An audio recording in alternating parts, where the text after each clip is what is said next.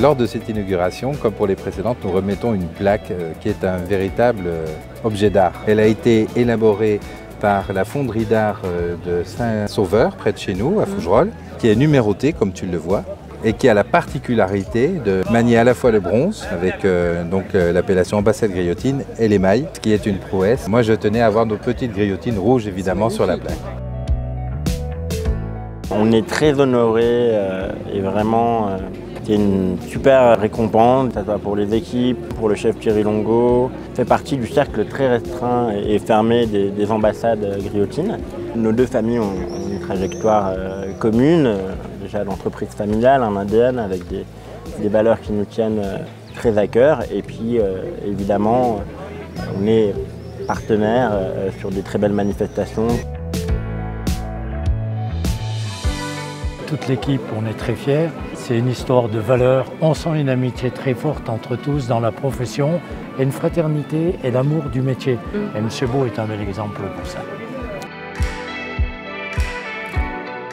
En 2012, j'étais extrêmement fier de pouvoir inaugurer cette première ambassade. C'est un nom d'excellence parce que ça veut dire qu'on y est toujours bien reçu, avec toutes les marques de l'art de vivre à la française et de la convivialité. Le rôle d'ambassadeur, c'est aussi de se relier, de se connecter à l'entreprise, participer à l'élaboration des nouveaux produits. Ils vont être intéressés aux démarches, aux recherches. C'est des longues histoires de femmes et d'hommes, c'est des histoires de confiance. Ça qualifie aussi des trajectoires communes. On est dans la gastronomie, donc partager le plaisir d'être ensemble et le plaisir de faire plaisir. J'ai connu le papa de Bernard avec lequel j'ai noué des relations d'amitié de longue date parce que c'était un novateur, un précurseur. Il a amené aussi cette internationalisation et Bernard, lui, il a dupliqué et amplifié encore tout ça en amenant Peureux Massenet dans 80 pays dans le monde et aujourd'hui c'est une réelle performance. J'avais 6-7 ans quand mon père nous emmenait tous les étés. On a parcouru dans la 404 familiale, comme j'aime à le dire, toute l'Europe. Ces griotines, en fait, on les a finalement trouvées en Yougoslavie à l'époque. Elles étaient à l'état sauvage. Les griotiers ne poussent qu'en Yougoslavie, enfin maintenant qu'en Serbie. Nous avons aujourd'hui plusieurs dizaines, centaines d'hectares. Ces cerises sont récoltées dans nos propres vergers et ensuite réacheminées à Fougerolles où tout le travail est fait sur place. Nous avons une maîtrise totale puisque nous faisons nos plants de griotiers, nous faisons les semis, nous faisons les fertilisations avec des abeilles. On fait le seul miel exclusivement de cerisier, reconnu, certifié.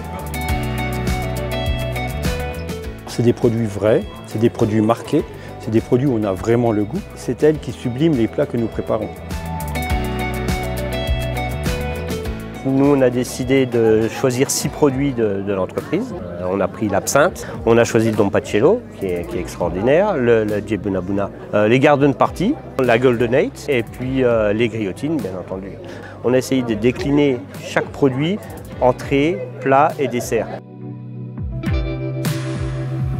Les produits griotines et Massenet-Peureux, je les ai découverts quand j'étais apprenti au CFA de Vesoul. Les produits sont travaillés en concours dans les Coupes de France, les Coupes du Monde, les concours d'un des meilleurs ouvriers de France.